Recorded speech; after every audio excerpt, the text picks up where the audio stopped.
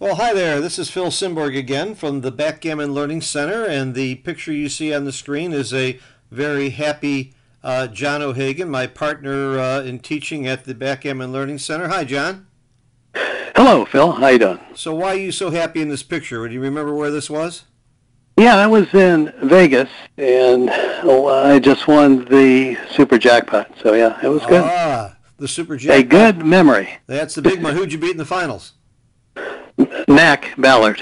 So I made it doubly nice. Oh my God! Probably one of the greatest players that ever lived. And was it a good match? Close match? Yes, it was. Yeah. It's been a while. I don't remember the actual final score, but yeah, it was close. Yeah. So we're recording this today on September 9th. Vegas is coming up again in November. You going to be there?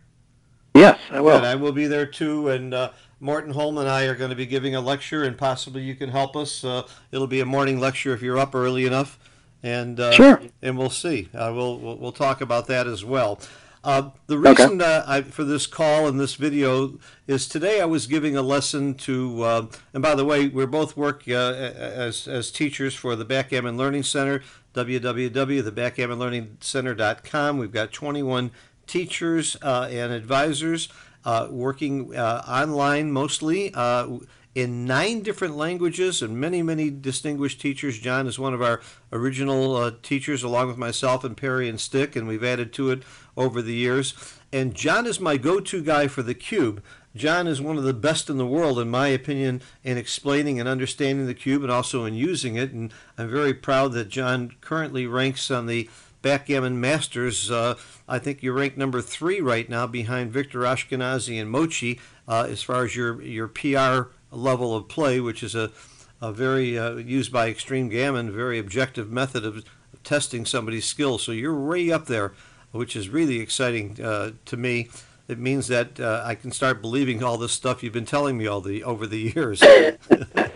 So this position came up. I'm about to show you, and what I'm really most interested in is not just what's right and what's wrong, but your thought process that you would use over the board to get to the right answer.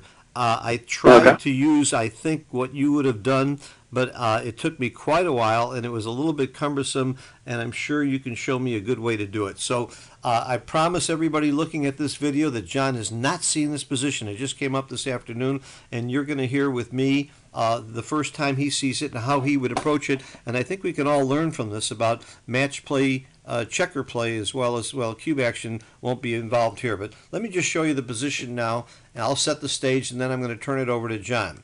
I'm going to open Extreme Gammon, and the score is 1 away, 4 away, post Crawford, and red is losing, and obviously doubled on the first roll, and blue took the cube, and we got to this position. So blue is holding a 2 cube, and red got lucky and hit a shot while blue was blitzing, and now red has to play double 4s. And obviously there are several plays that you can think about, but I'm not going to get into that at all. I'd be happy to move the checkers around if you want to look at the different plays, John, but I want to hear how you would approach your thought process to decide what play you would make here. Okay, first of all, there's a graph on the in the middle of the board, in the middle of Blue's board, and I can't quite see all the checkers. It says so to change your photo, or that's on your screen. Okay, so I can get rid of that. You can get rid of that because on my screen there's no graph.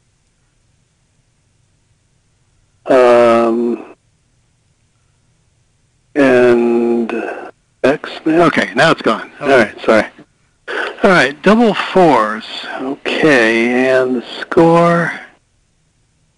Red is winning 4-1. No, red is losing. Oh, no, red is. It should be, the score should be the opposite. I'm sorry. Blue is winning 4-1. Okay. And it's post Crawford, so the cube's been turned. I'm sorry. Red is winning. You're right. I had it right. Red is winning 4-1. Red is 1 away.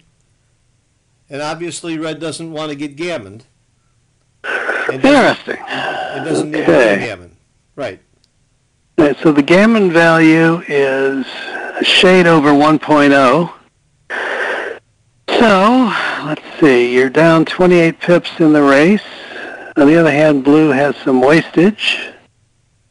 So you could hit 12 to 4, and then maybe 10 to 6 twice, or 11 to 3. I don't think you want to leave a double shot.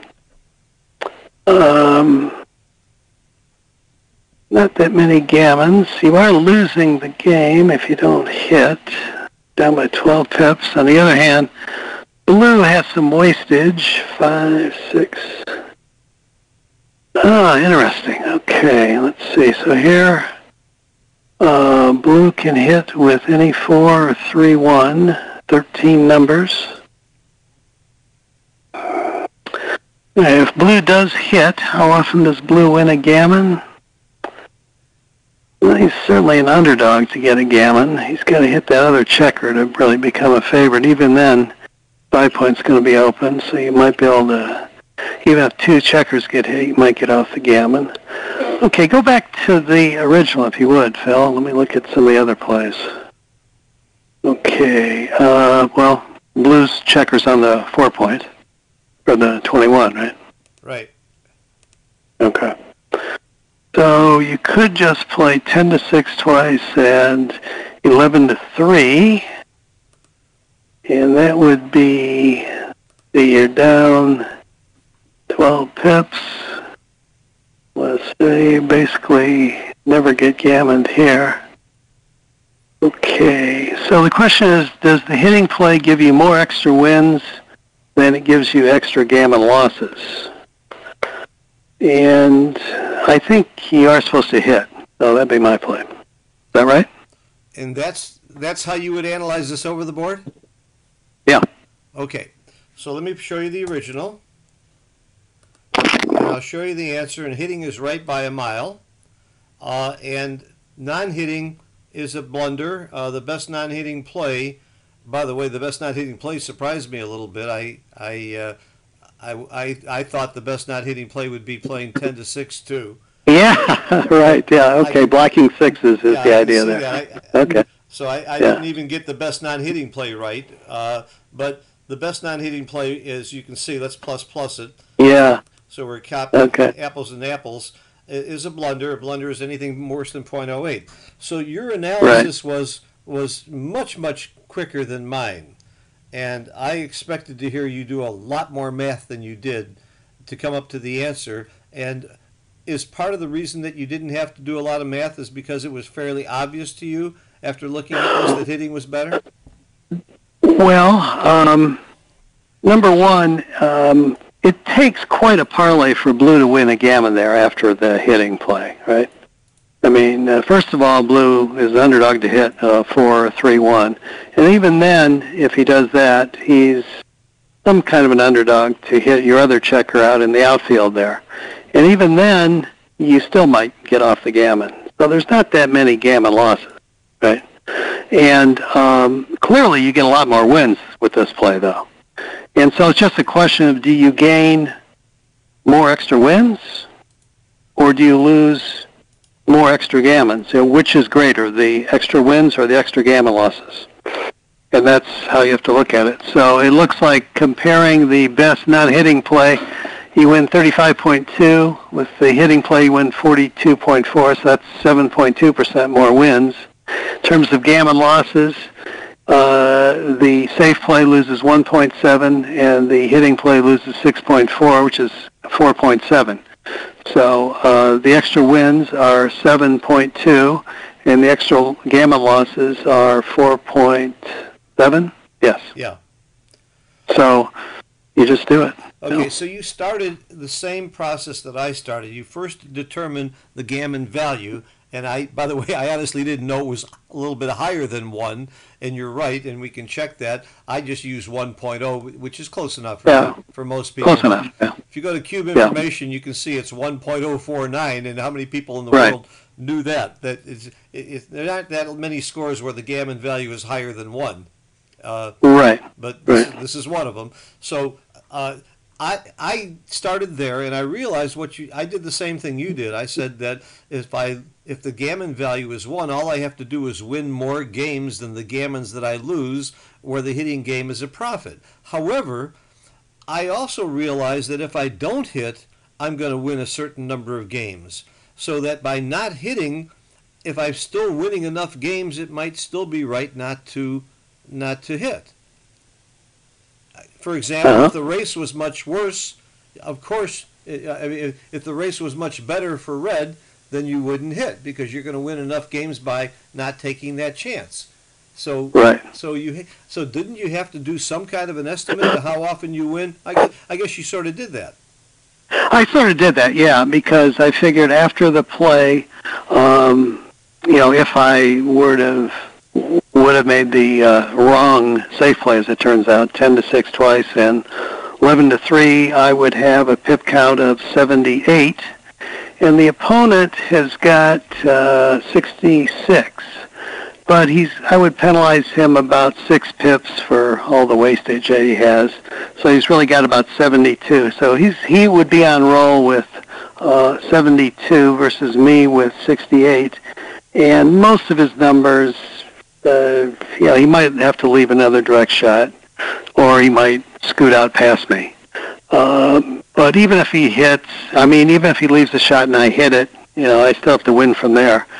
So it just didn't look like I'm going to win often enough to justify that. And also, I just didn't think the gammon threat was that large from the hitting play. One other thing that made me not want to race is that if you do race, you are leaving an 8 shot to hit. So in addition to his racing chances, there's those numbers that hit an 8 that almost surely win the race also.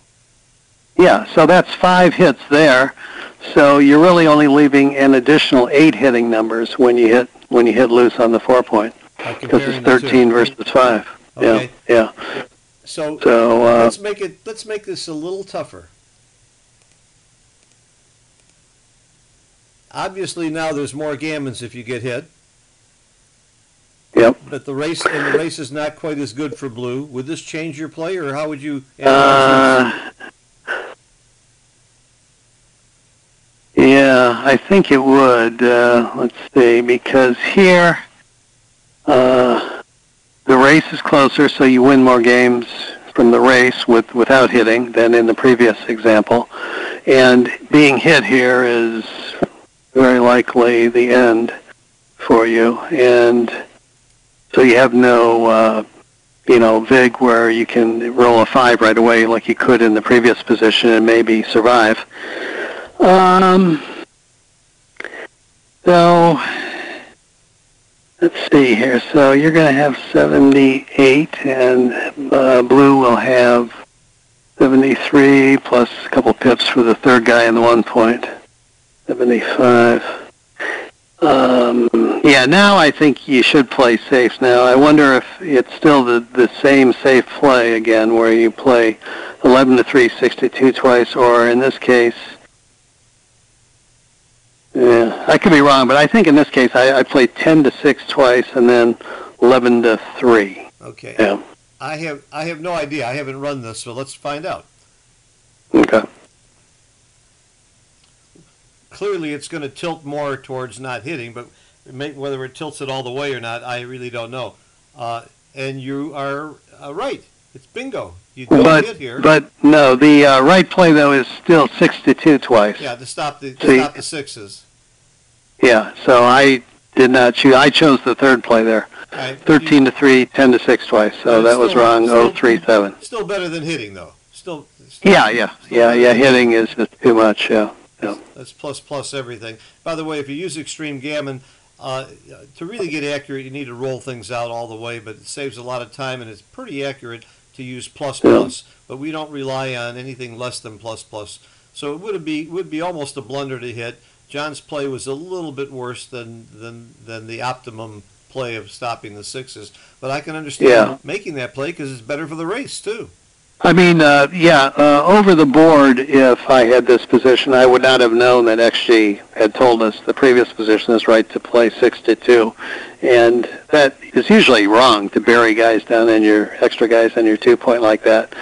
So I would have made the mistake of, clearing the 10-point. But by the way, getting back to the question earlier about the gammon value being over 1.0. Yeah. Okay. The reason for that is, think of it in terms of if the leader wins this game, then red wins the match with 100% match winning chances. However, if blue wins 2 points in this game, that makes the score 4-3 post Crawford, or post Crawford 2 away, however you want to term it. And you still have the free drop. Okay, so it's not, blue's winning chances at 4-3 post Crawford are not 50%, they're about 49. Okay, so that's the reason that the gammon value is a little over 1.0, because a single game win for you gives you a 100% match winning chance. A single game loss gives you about 51. A gammon loss makes you 0. So the gammon value is 51 over 49 roughly, which is about, so if you win 2 points, in effect, then the leader, or red, would have a free drop, and that gives free drop, that slight edge.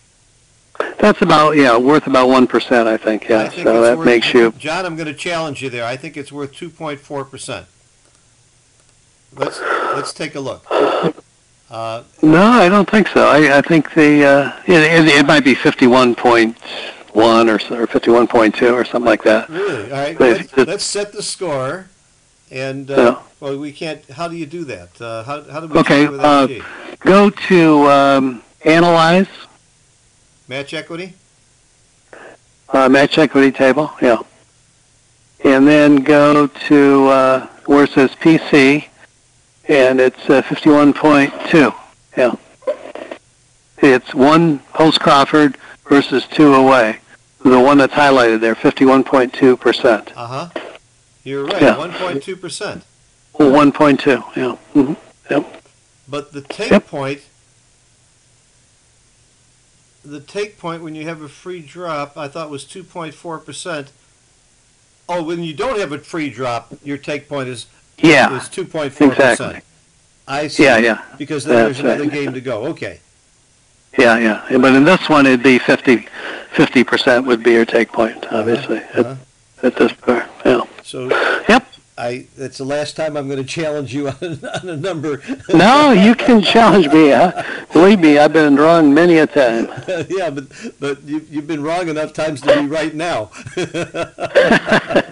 John, this is very educational. A lot of fun. I appreciate it. I'll see you. Sure. Hopefully, I'll see you before Vegas. We'll